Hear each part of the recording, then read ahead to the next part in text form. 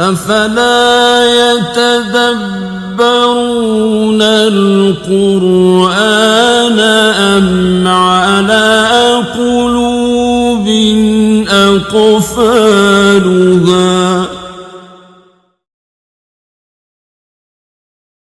نحمده ونصلي ونسلم على رسوله الكريم اما بعد فاعوذ بالله من الشيطان الرجيم بسم الله الرحمن الرحيم واعلموا انما غنمتم من شيء فان لله خمسه وللرسول ولذي القربى واليتامى والمساكين وابن السبيل ان كنتم آمنتم بالله وما انزلنا على عبدنا يوم الفرقان يوم التقى الجمعان والله على كل شيء قدير آمنت بالله صدق الله العلی العظیم۔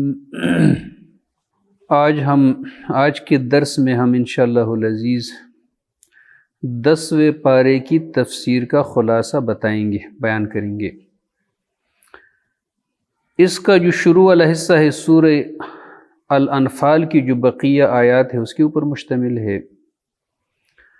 اور اس پارے کا جو سب سے پہلا عنوان ہے آیت نمبر 41 سے لے کر 58 تک، اس کے اندر اللہ رب العزت نے مال غنیمت کی تقسیم کا فارمولہ بتایا اور غزوہ بدر کا تذکرہ ہے۔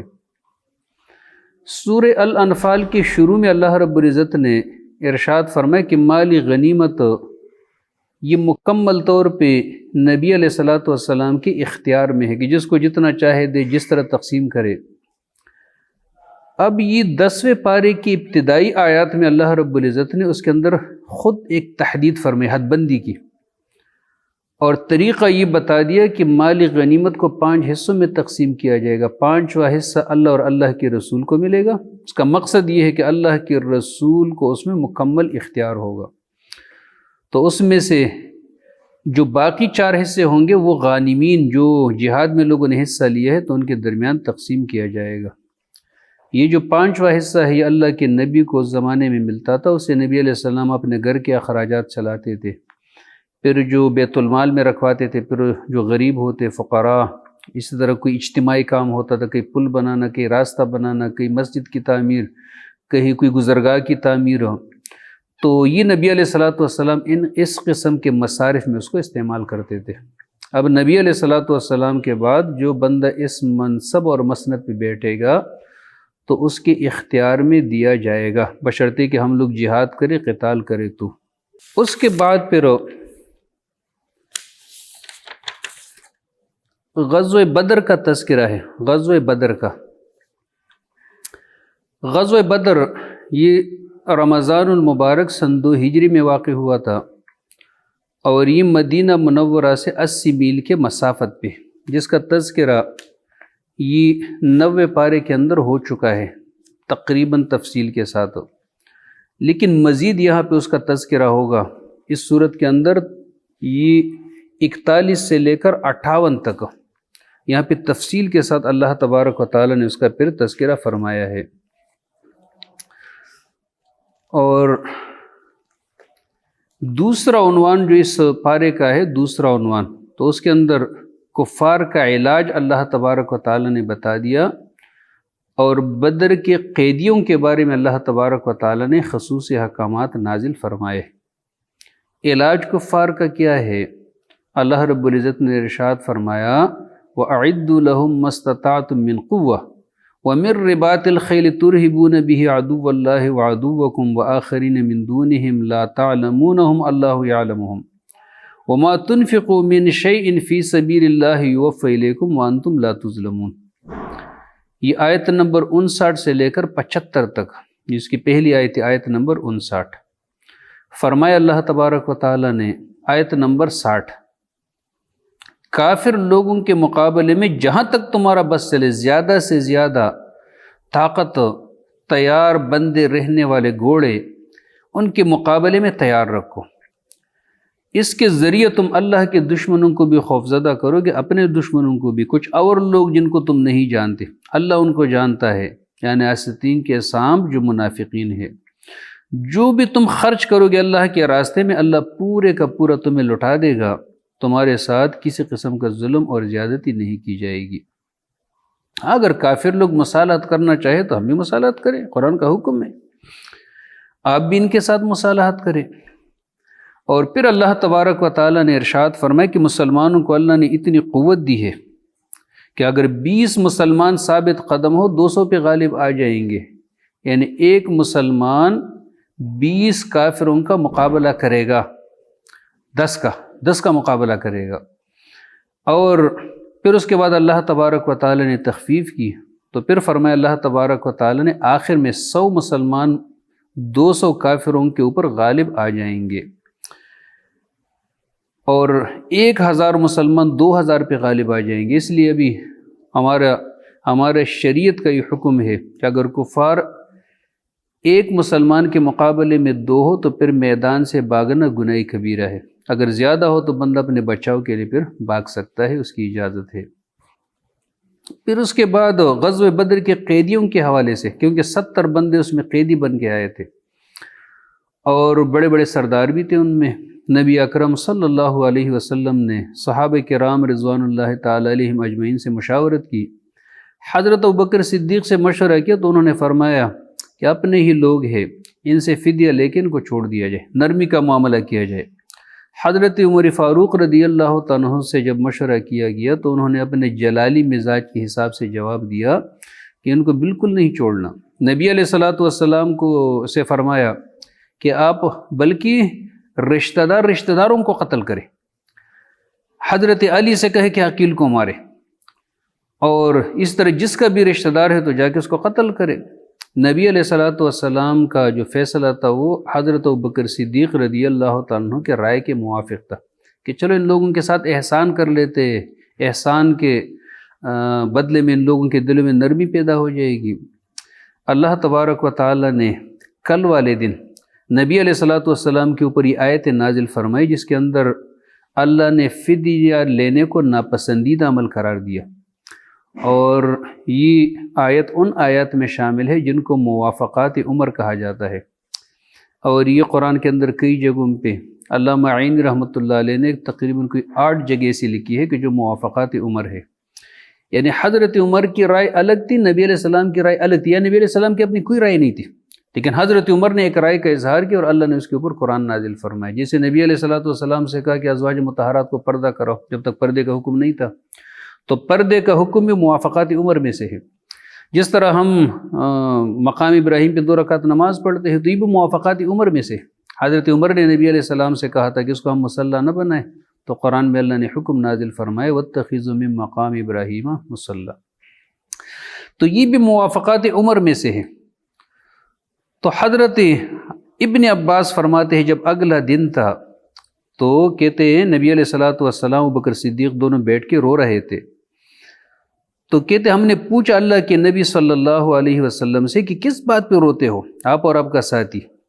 تو نبی علیہ السلام نے ارشاد فرمایا کہ اس فیصلے کے نتیجے میں عذاب یہاں قریب تک آیا تھا، اور پھر اس کے بعد اللہ تبارک و تعالی نے آیت نازل فرمائی، لیکن فیصلہ ہو چکا تھا تو اس کو رد نہیں کیا، لیکن اللہ رب العزت نے فرمایا کہ یہ فیصلہ مناسب نہیں تھا، ان کو مار دیتے تو یہ فیصلہ زیادہ اچھا ہوتا۔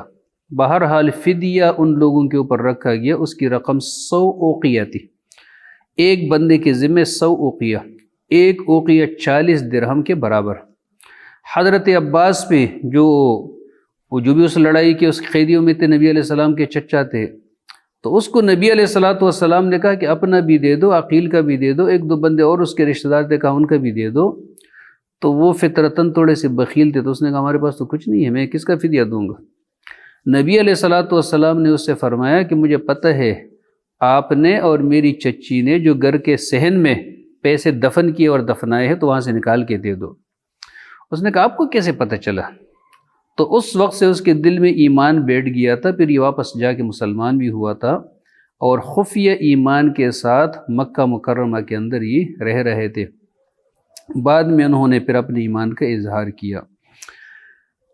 کرتا اس کا پٹا ہوا تھا، تو یہ جو عبداللہ ابن ابی رئیس المنافقین تھے تو اس کا کرتا اس کے جسم پہ فٹ آ رہا تھا، یہ بھی لمبے قد کے تھے وہ بھی، تو اس نے اپنا کرتا حضرت عباس رضی اللہ تعالیٰ عنہ کو عاریتاً دیا تھا استعمال کرنے کے لیے۔ نبی علیہ الصلوۃ والسلام کے داماد بھی قیدیوں میں تھے، ابو العاص، جب اس کا فدیہ مانگا گیا تو نبی علیہ الصلوۃ والسلام کی بیٹی حضرت زینب نے ہار بھیجا اس کے فدیے میں، تو نبی علیہ الصلوۃ والسلام کے آنکھوں میں آنسو آ گئے، تو پھر صحابہ کرام سب نے مشاورت کی اور اس ہار کو حضرت زینب رضی اللہ تعالیٰ عنہ کی طرف واپس کیا۔ جن کے پاس کچھ نہیں تھے، پیسے نہیں تھے ان کے پاس، تو ان کے ذمے 10 لوگوں کی ذمہ داری لگائی کہ آپ ان کو لکھنا پڑھنا سکھائیں گے۔ تو کافر آدمی سے دنیاوی تعلیم حاصل کرنے میں کوئی حرج نہیں ہے، دنیاوی تعلیم اگر آپ ان سے انجینئرنگ سیکھو، کوئی ڈاکٹری سیکھو، کوئی اور ڈگری ان سے حاصل کرو، لکھنا پڑھنا سیکھو، تو اس کے لیے استاد کا مسلمان ہونا ضروری نہیں ہے۔ 10 بندوں کو لکھنا پڑھنا سکھایا، اس کا یہاں تفصیل کے ساتھ ہی سورت کے اختتام تک اسی کا تذکرہ ہے۔ اس کے بعد ہے سورہ توبہ۔ سورہ توبہ یہ قرآن کی واحد سورت ہے جس کی شروع میں بسم اللہ نہیں ہے۔ کیوں نہیں ہے؟ اس لیے نہیں ہے کیونکہ نبی علیہ الصلوۃ والسلام نے نہیں لکھوایا، اس کے اور کئی وجوہات ہو سکتے ہیں اور تفاسیر نے بتائی بھی ہے، لیکن مین وجہ اس کی یہ ہے کہ قرآن اسی طرح لکھا گیا کہ جس طرح اللہ کے نبی نے بتایا، اس کے شروع میں نہیں بتایا تو نہیں لکھا گیا، جہاں بتایا تو وہاں لکھا گیا۔ اس کا مطلب یہ کہ اپنی طرف سے کسی نے ایک نقطہ بھی قرآن میں شامل نہیں کیا، تو مین جواب اس کا یہ ہے۔ لہٰذا یہ اگر تلاوت کے درمیان میں دوران میں صورت شروع ہو جاتی ہے تو بسم اللہ نہیں پڑھنا، اگر یہی سے تلاوت شروع کریں گے تو پھر بسم اللہ الرحمن الرحیم پھر پڑھیں گے۔ آیات اس کے 129 ہے، رکوعات اس کے اندر 16 ہے۔ اس کے اندر فتح مکہ کا پس منظر ہے اور پھر جہاد کی فضیلت ہے ابتدا میں، یہ آیت نمبر 1 سے لے کر آیت نمبر 24 تک۔ فتح مکہ وہ 8 ہجری کے اندر مکہ فتح ہوا تھا، وہ بھی رمضان کا مہینہ تھا اور ہجرت کا 8واں سال تھا۔ 9 ہجری میں نبی علیہ الصلوۃ والسلام نے حج کے موقع پر مسلمانوں کو بھیجا، لیکن خود نبی علیہ الصلوۃ والسلام نہیں گئے۔ حضرت ابوبکر صدیق رضی اللہ تعالیٰ عنہ کو حج کا امیر مقرر کیا، بعد میں کسی کے مشورے سے یا خود نبی علیہ الصلوۃ والسلام نے حضرت علی کو بھی بھیجا، کیونکہ عرب کا دستور یہ تھا کہ کسی سے معاہدہ کرنا یا توڑنا ہو تو اس کا کوئی خاندان کا آدمی ہوگا، تو حضرت علی کو بھی اس کے بعد بھیجا کیونکہ یہ قریبی رشتہ دار تھے۔ تو وہ یہ سورت لوگوں کو سناتے رہے اور اعلان کرتے رہے لوگوں میں، اس کو اعلان براءت کہا جاتا ہے۔ اس سورت کا نام بھی ایک سورت البراءت بھی ہے۔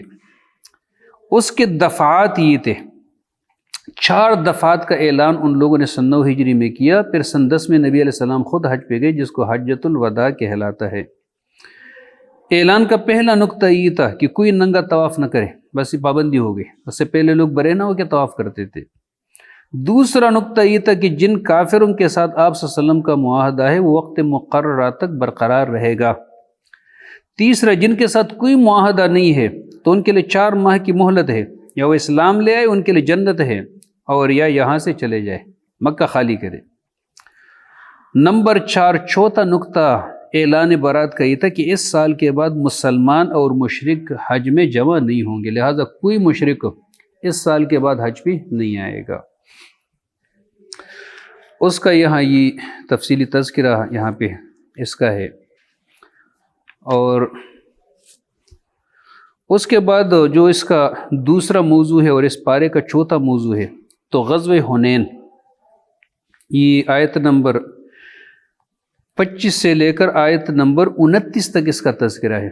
نبی اکرم صلی اللہ علیہ وسلم جب فتح مکہ سے فارغ ہو گئے تو شوال 8 ہجری میں نبی علیہ الصلوۃ والسلام پھر حنین کی طرف آگے بڑھے۔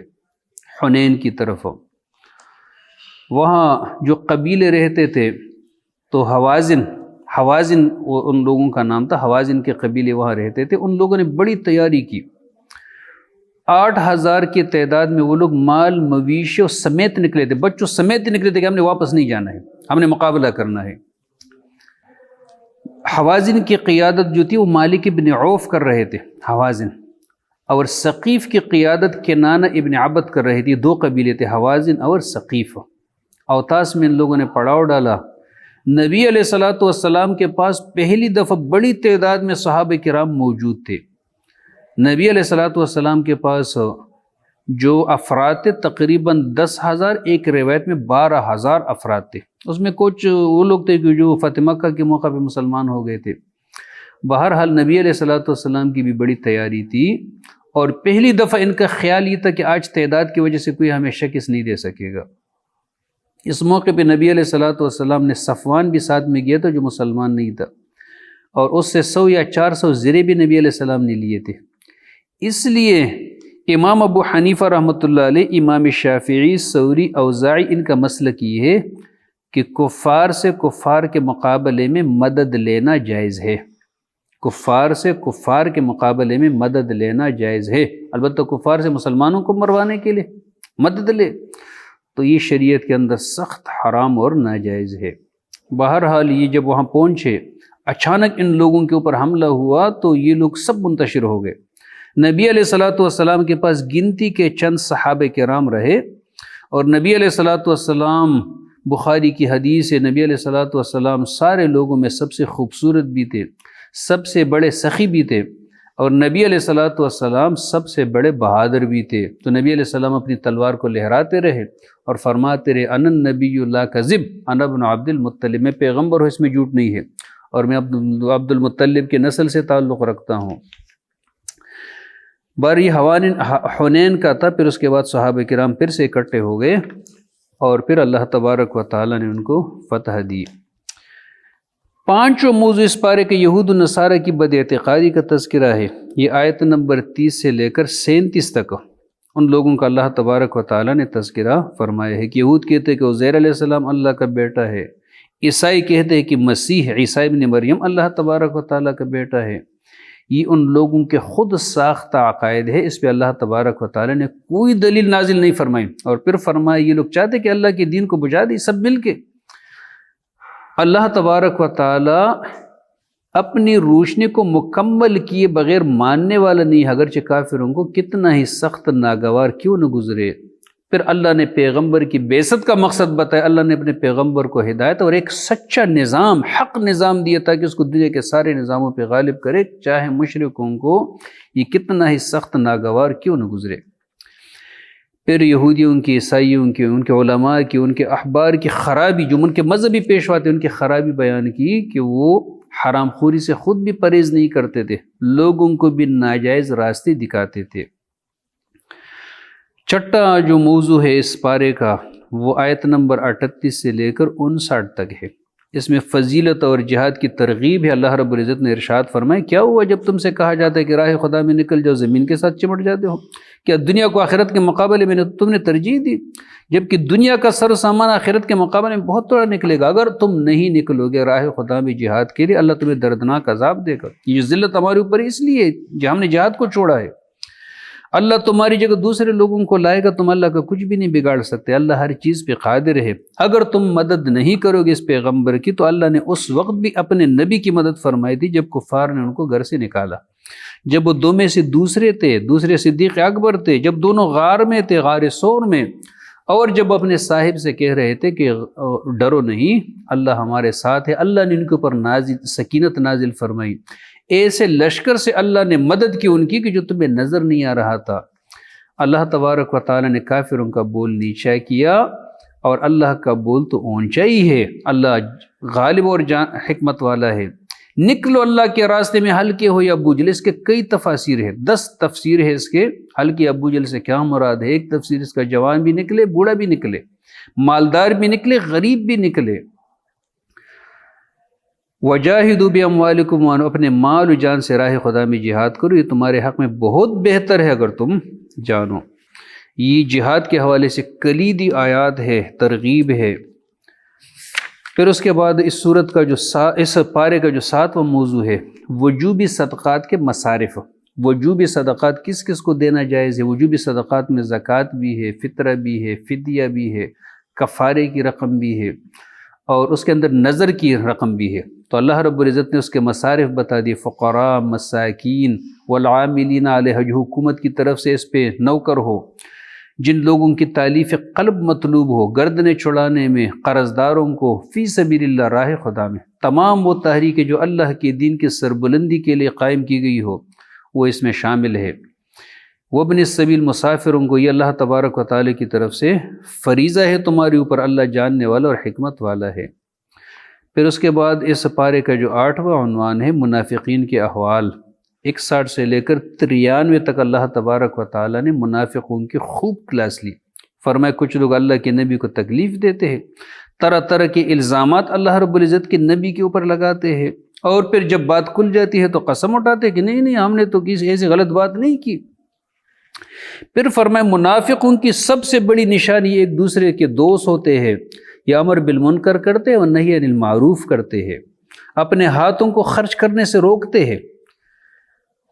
اور پھر اس کے بعد اللہ تبارک و تعالی نے ان کا انجام بھی بتا دیا کہ ان کے لیے جہنم ہے، آگ ہے، انجام ان کا برا ہوگا۔ مسلمانوں کی پھر اللہ تبارک و تعالی نے نشانی بتائی کہ مسلمانوں کی نشانی ہے کہ وہ ایک دوسرے کے مددگار ہوتے ہیں۔ ہم اگر فلسطینیوں کی مدد نہیں کرتے تو ہمارے اندر بھی منافقت ہے۔ مسلمان امر بالمعروف نہی عن المنکر کرتے ہیں، نماز قائم کرتے ہیں، زکوٰۃ دیتے ہیں، اللہ اور اللہ کے رسول کی اطاعت کرتے ہیں، ایسے لوگوں پہ اللہ رحم فرمائے گا۔ اللہ تبارک و تعالی غالب اور حکمت والا ہے۔ پھر ان کی سازشوں کا یہ تفصیلی تذکرہ ہے، یہ یہاں سے شروع ہے اور یہ سپارے کے پارے کے بالکل آخر تک یہ پورا اللہ تبارک و تعالی نے منافقوں کا یہاں پہ تذکرہ فرمایا ہے۔ آخر میں اللہ رب العزت نے یہ فرمایا کہ ان میں سے کوئی بندہ اگر مر جائے تو ان کی نماز جنازہ مت پڑھانا۔ عبداللہ ابن ابی جو رئیس المنافقین تھے، ان کے موت پہ ایسا ہوا تھا، اس کا بیٹا مخلص صحابی تھا، عبداللہ اس کا بھی نام تھا۔ اس نے نبی علیہ السلام سے اپنے ابو کے لیے کرتا بھی مانگا تھا اور پھر نماز جنازہ کے لیے بھی بلایا تھا۔ نبی علیہ السلام نے کرتا بھی دیا تھا، جا کے نماز جنازہ بھی پڑھائی۔ پڑھاتے وقت حضرت عمر نے نبی علیہ السلام کو روکا کہ نہ پڑھائے۔ نبی علیہ السلام نے فرمایا کہ اب صراحت کے ساتھ مجھے نہیں روکا گیا ہے، بلکہ اللہ نے قرآن میں ارشاد فرمایا اس سے پہلی جو آیات تھی کہ آپ ان کے اوپر نماز جنازہ پڑھائے یا نہ پڑھائے، اللہ ان کو معاف نہیں کرے گا، لیکن روکا نہیں تھا۔ جب نبی علیہ السلام نے نماز جنازہ پڑھائی تو اللہ نے یہ آیت نازل فرمائی، یہ بھی موافقات عمر میں سے ہے، وَلَا تُصَلِّ عَلَىٰ أَحَدٍ مِّنْهُمْ مَاتَ أَبَدًا، آیت نمبر 84 سورۃ توبہ کی 84، کہ ان میں سے کوئی بھی بندہ اگر مر جائے تو اس کی نماز جنازہ آپ نے نہیں پڑھانا ہے، اس کے قبر پہ جا کے کھڑے ہونا ہے۔ وآخر دعوانا ان الحمد للہ رب العالمین۔